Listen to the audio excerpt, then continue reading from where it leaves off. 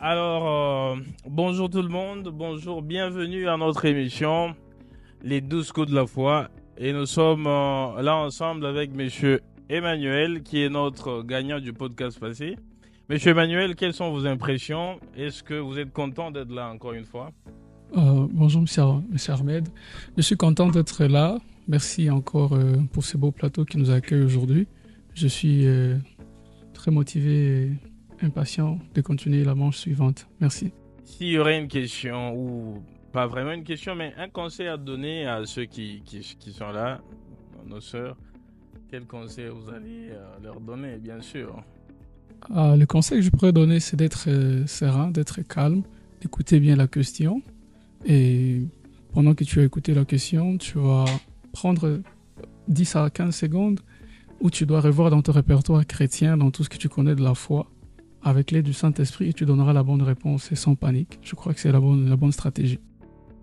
Parfait. Monsieur Emmanuel s'est déjà présenté. Moi, je me suis présenté, Monsieur Ahmed. Je crois que pour les autres qui vous suivent, c'est important de vous présenter. Juste votre nom et ce que vous faites pour les seigneurs en dehors de votre église, quoi, votre ministère. Vous êtes dans quelle organisation chrétienne? C'est important. Juste soyez bref. On va commencer avec vous et après on va finir là. Ok, merci beaucoup. En tout cas, moi, c'est la sœur Consolate. Ok. Je suis choriste à l'église Bande Sémence, Parole de Vie. Ouais. Merci beaucoup. Merci pour la parole. Moi, c'est Marcia. Je suis simple fidèle à l'église de Ministère de Christ. C'est là que je fréquente ces jours-ci parce que je n'ai pas beaucoup de temps ici à Lubumbashi. D'accord. Je crois que nous avons tout le monde qui s'est présenté. Nous allons commencer notre podcast qui, je rappelle, c'est très simple, c'est en 3 manches. Le premier manche, c'est vraiment des questions, des divertissements, des débats. Deuxième manche où on a 2 thèmes que vous allez choisir.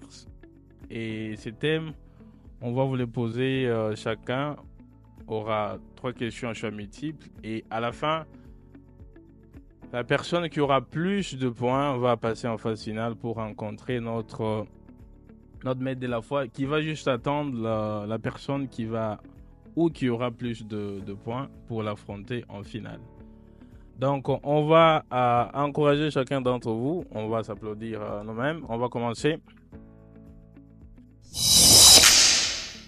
Alors, nous allons commencer avec la première manche qui a 3 cartes. Et ces 3 cartes ont 3 couleurs.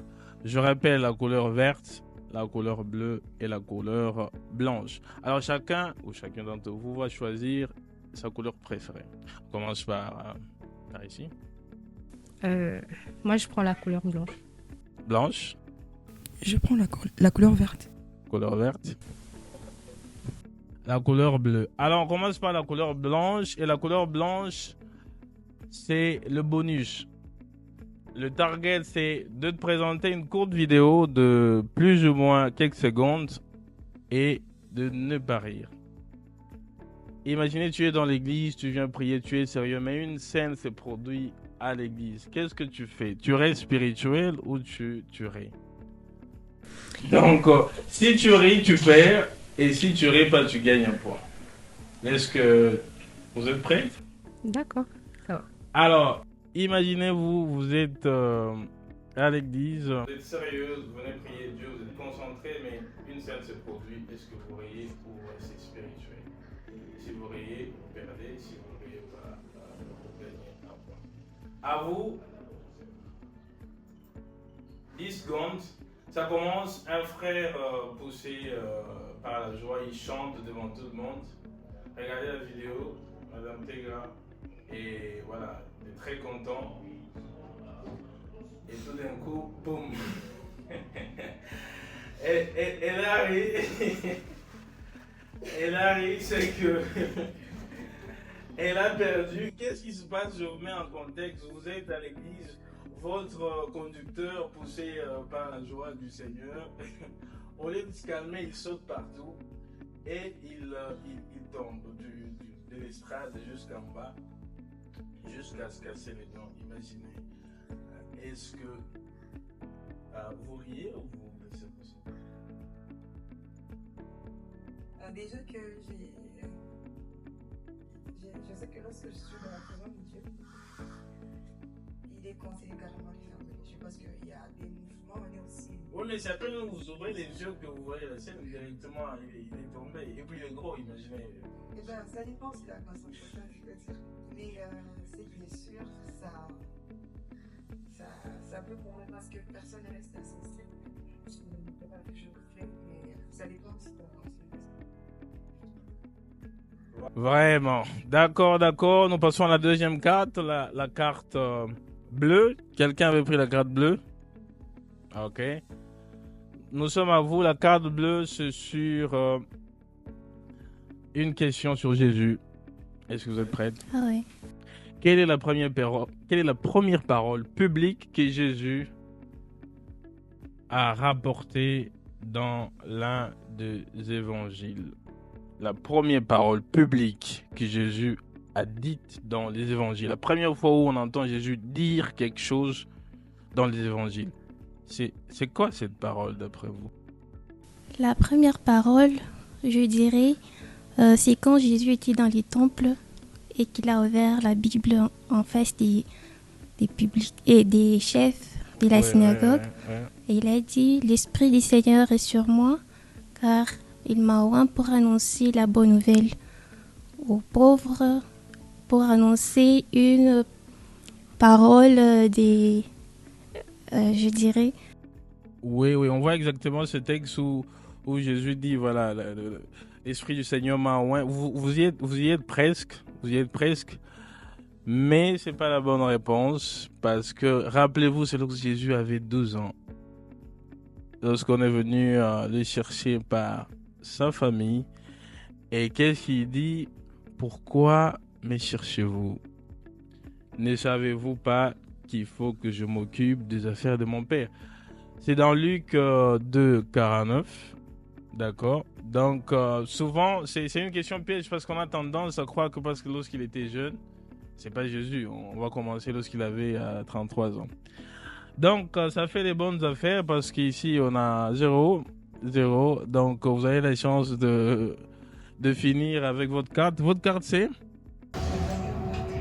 la couleur verte.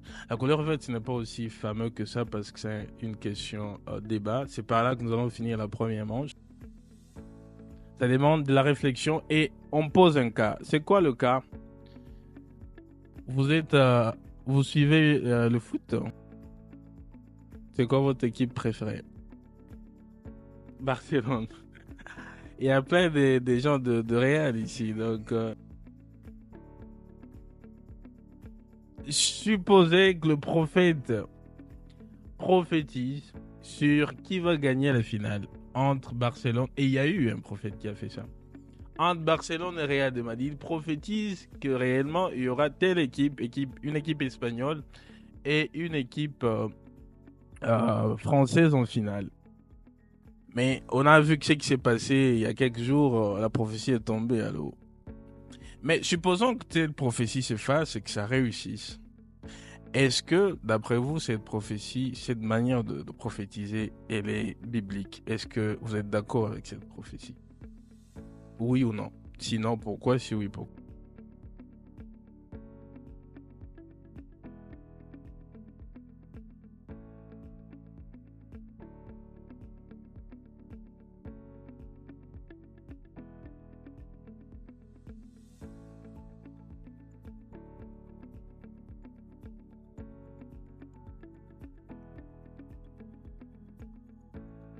Ok.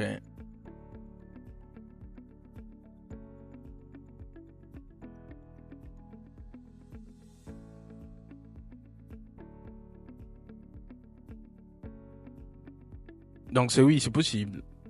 Dieu n'est pas limité, il peut révéler tout et n'importe quoi.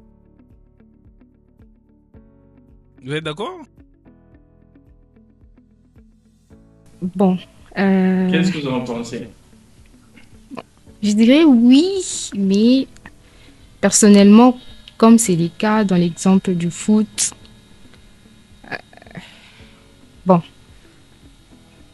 je suis entre oui et non. Ok. Alors c'est moi qui dois trancher. Hein, cette troisième question sur cette première manche, ça a toujours été pas facile. Il y a d'autres qui sont d'accord, d'autres qui ne sont pas d'accord. Mais quand on regarde les Écritures, sur base de tout ce que vous avez dit, et une telle prophétie, est-ce que ces types de prophéties reflètent vraiment l'usage biblique d'un don prophétique? La réponse est non. La réponse est non parce que, selon la Bible, tel que vous l'avez souligné, et j'apprécie cela, les dons de prophétie a toujours visé à édifier, à exhorter et à consoler l'Église. Vous allez voir dans 1 Corinthiens 14:3 que les prophéties qui sont faites, c'est soit pour amener les gens à la repentance ou pour leur révéler quelque chose de plus glorieux. Et tout ça pour la gloire de Dieu. En quoi une telle prophétie est en train de donner gloire à Dieu, d'édifier des gens et de les amener à la repentance? C'est juste quelque chose qui a pour objectif de donner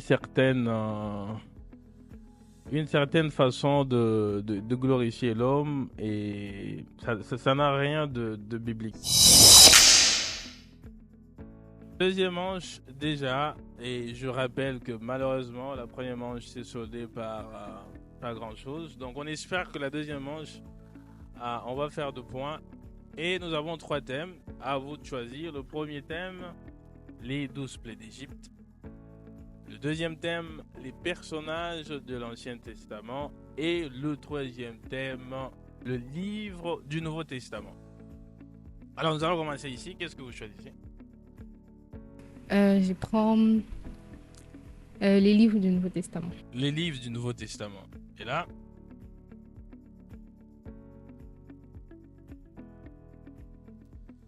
Donc, il n'y a plus de choix pour vous. Donc, vous devez prendre carrément les 10 plaies d'Égypte. Alors, nous allons commencer avec les livres du Nouveau Testament. C'est bel et bien ça. Nous avons 3 questions, choix multiples. Si vous répondez directement, vous avez 2 points directement. Si vous dites choix multiple, et vous avez 1 point. Si vous répondez malheureusement par une mauvaise réponse, vous avez tout simplement 0. Vous êtes prête? Oui. On commence. Top. Question numéro 1. Lesquels de ces livres ne sont pas des évangiles? Choix multiple. Choix multiple. A. Actes des apôtres. B. Jean. C. Luc. D. Jacques. Lesquels de ces livres ne sont pas des évangiles? A. Actes des apôtres. B. Jean. C. Luc. Et D. Jacques.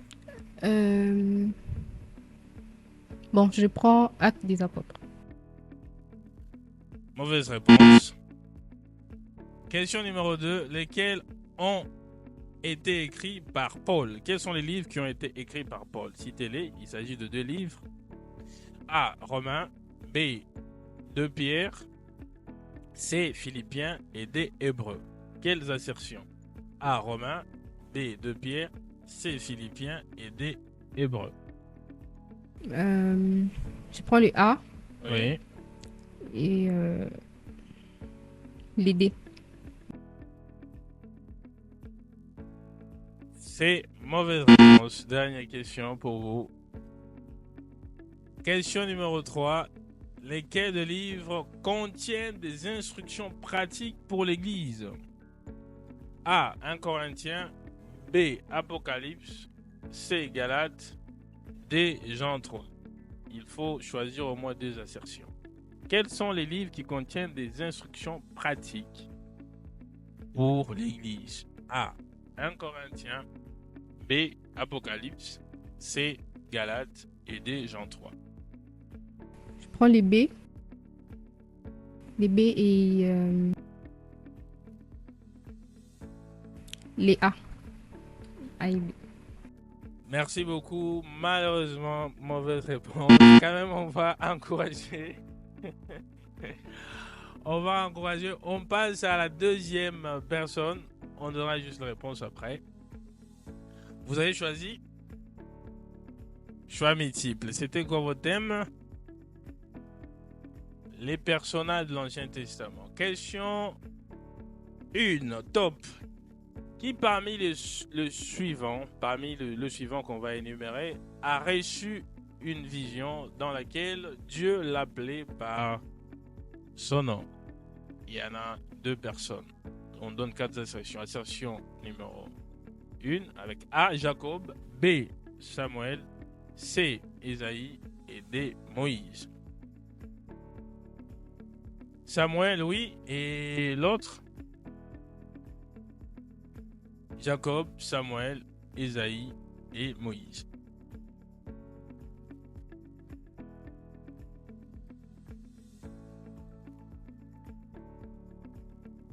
Jacob, Samuel, Isaïe, Moïse.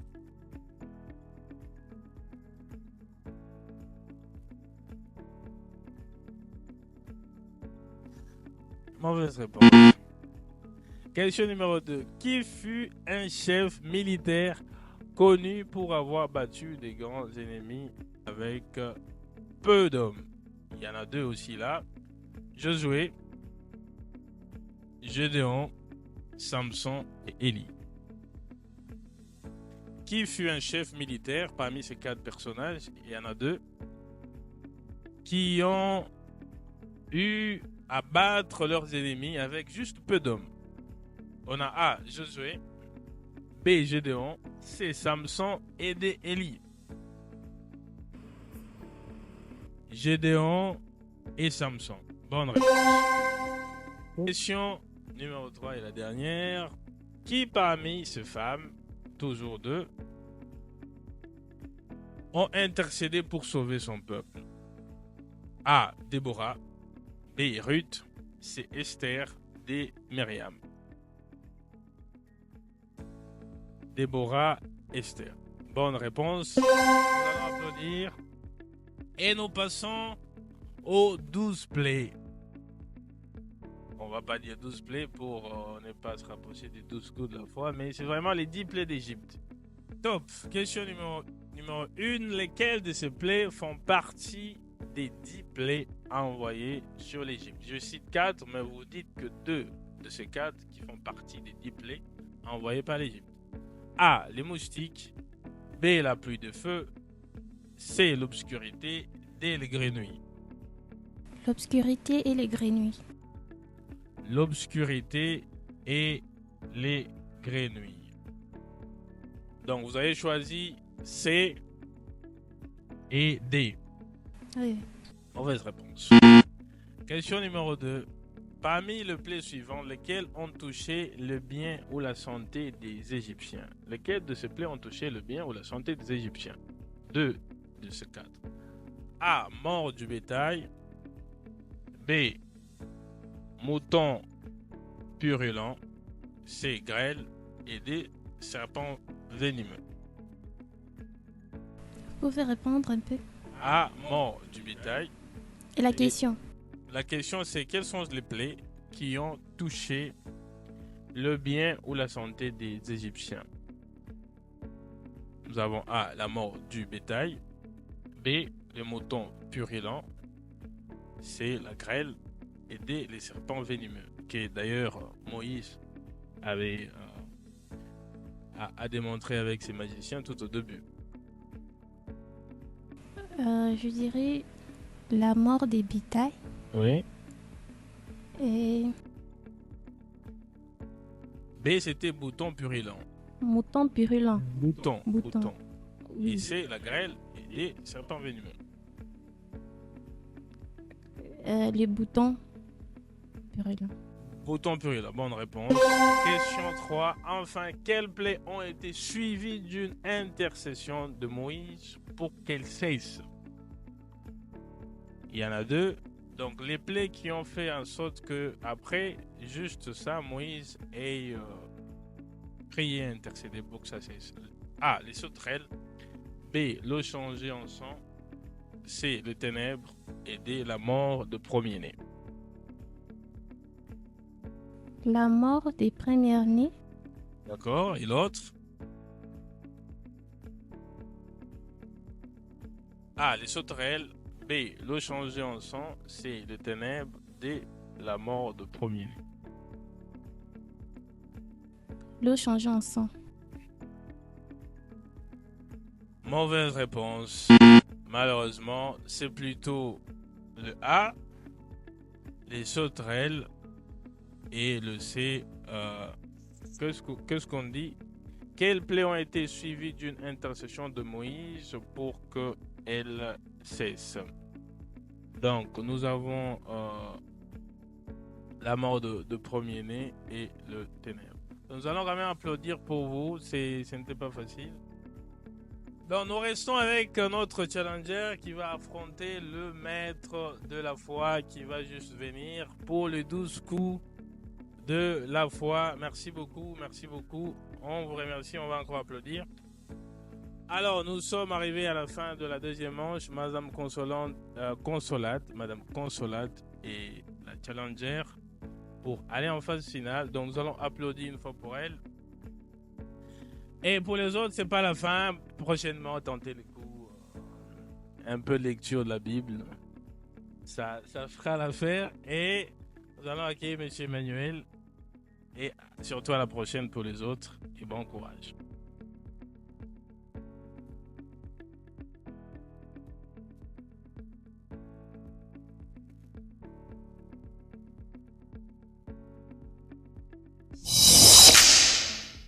C'est la phase finale et nous accueillons le maître de la foi, Monsieur Emmanuel. Soyez le bienvenu. Nous allons quand même applaudir pour Monsieur Emmanuel, l'homme qui terrorise le plateau jusqu'à présent. Et Monsieur Emmanuel, vous êtes prêt vraiment pour les 12 coups de la foi, cette phase finale? Oui, Monsieur Ahmed, je suis prêt. Merci. En tout cas, Madame Consolate, vous êtes aussi prête. Je rappelle, c'est très simple. 12 coups directs, vous répondez directement. Il n'y a pas à réfléchir. On pose la question une seule fois. On ne répète pas la question et vous dites juste la réponse. Et celui qui ou celle qui a plus de points remporte cette manche. Alors, c'est au maître de la foi qui dicte le temps en disant s'il prend la main ou s'il laisse la main. Monsieur Emmanuel, à vous. Comme Madame Consolate est dans les feux de l'action, je la laisse continuer et je prendrai. Continuez dans ces feux, vous êtes prêts donc, vous avez intérêt à être prêts. 12 coups sur le Saint-Esprit, c'est le thème d'aujourd'hui. Alors, nous allons commencer. Top. Première question. Qui a dit ne mentez pas au Saint-Esprit? Bonne réponse. 2. Dans quel événement le Saint-Esprit est-il descendu comme des langues de feu?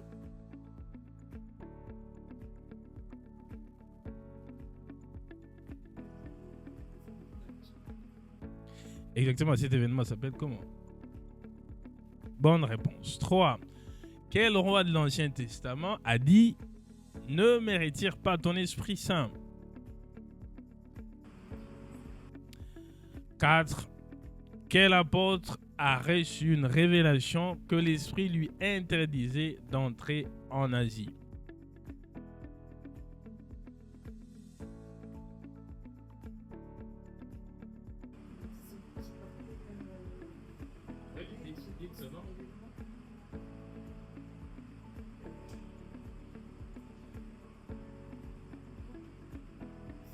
Vous passez. 5. Quel produit le Saint-Esprit selon Galates 5, 22?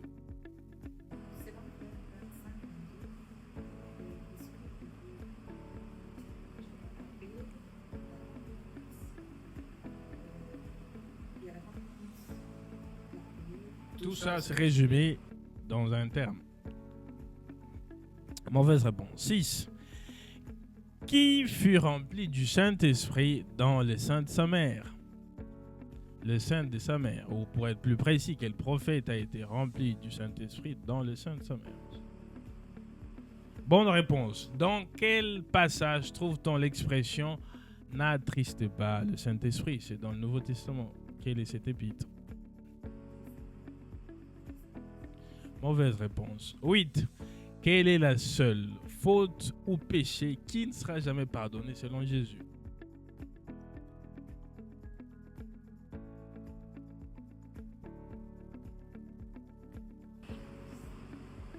Mauvaise réponse. Nous passons à la prochaine question. 9. Quel est l'un des rôles du Saint-Esprit selon Jean 14, 26? Mauvaise réponse. 10. Le Saint-Esprit est-il d'abord une force ou une personne? Mauvaise réponse. 11. Quel est l'un des symboles que représente souvent le Saint-Esprit dans la Bible? L'un des symboles. Juste un des symboles par lequel le Saint-Esprit est représenté le plus souvent dans la Bible. Mauvaise réponse. 12 enfin. Citez 2 dons du Saint-Esprit selon 1 Corinthiens 12. 2 dons du Saint-Esprit selon 1 Corinthiens 12.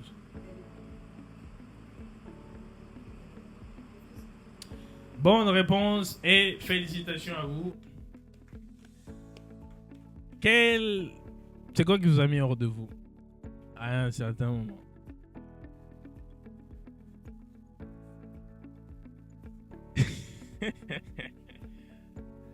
Vous allez tenir. Ça nous fait combien? Ça nous fait 4 points sur 12. On va quand même vous applaudir une fois de plus.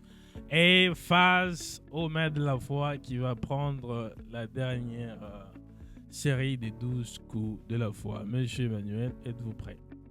On peut commencer, M. Ahmed. Première question, top. Par qui fut rempli Étienne avant de mourir dans Actes 7,55?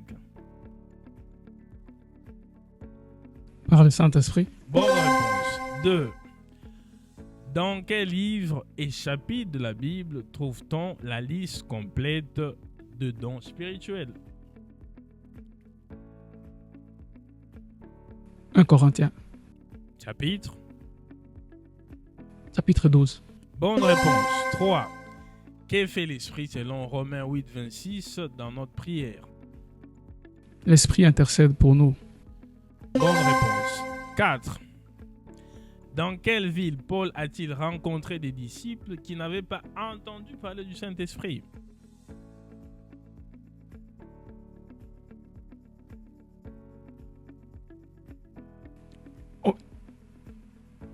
En Judée. Mauvaise réponse. 5. Qu'est-ce qu'Ananias et Saphira ont fait contre le Saint-Esprit? Ils ont menti au Saint-Esprit. Bonne réponse. 6. Dans Actes, qui impose le main pour transmettre le Saint-Esprit? L'apôtre Paul. Mauvaise réponse. 7. Quel prophète de l'Ancien Testament parle de l'effusion de l'Esprit sur toute la chair?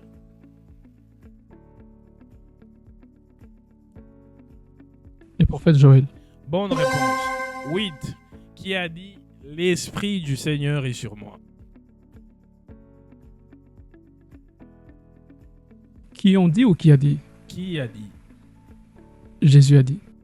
Bonne réponse. 9. Le Saint-Esprit a parlé en disant mettez-moi à part Barnabas et Saul ou Paul.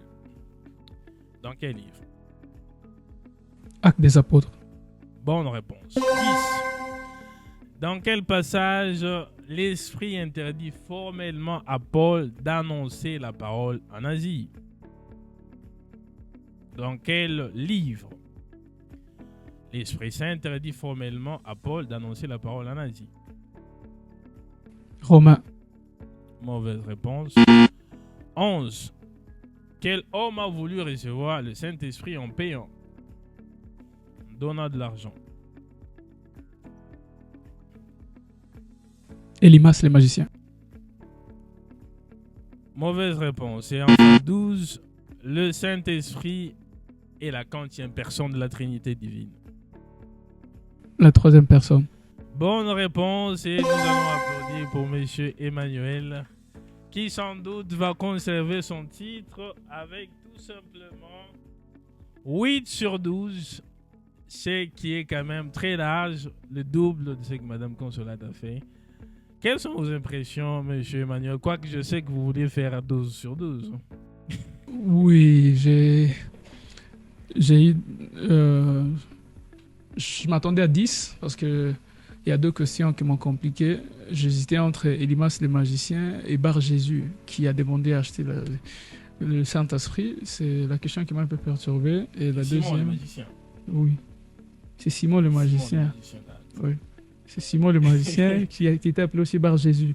Et j'ai confondu avec Elimas. Oui. Ouais, Et c'était la ça. autre question, c'était C'était l'apôtre Paul, la ville où il ne devrait pas aller en Asie. Les livres où il ne devrait pas aller en Asie. Oui, c'est toujours dans Actes. C'est toujours en acte des apôtres. Dans Éphésiens ou les autres chapitres, là, ils donnent clairement des directives aux églises et tout ce qui va Oui. avec. Ouais, c'est les deux questions. J'ai eu de Ouais. la confusion. Sinon, les deux autres. Et Madame Consolade, c'était quelle question qui vous a perturbé? Il y avait une question facile, je me rappelle.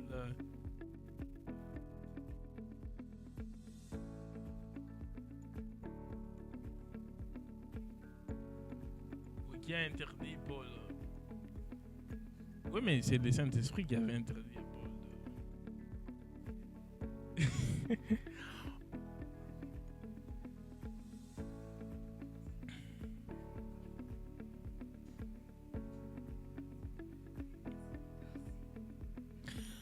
Le roi de l'Ancien Testament qui a dit, n'aimerait-il pas ton esprit?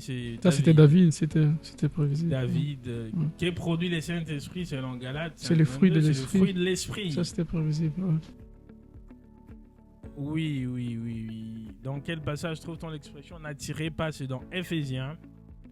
Attristé par le Saint-Esprit. Et quel est l'un des rôles du Saint-Esprit? Vous pouvez juste dire enseigner ou rappeler la parole de Dieu. Un de deux.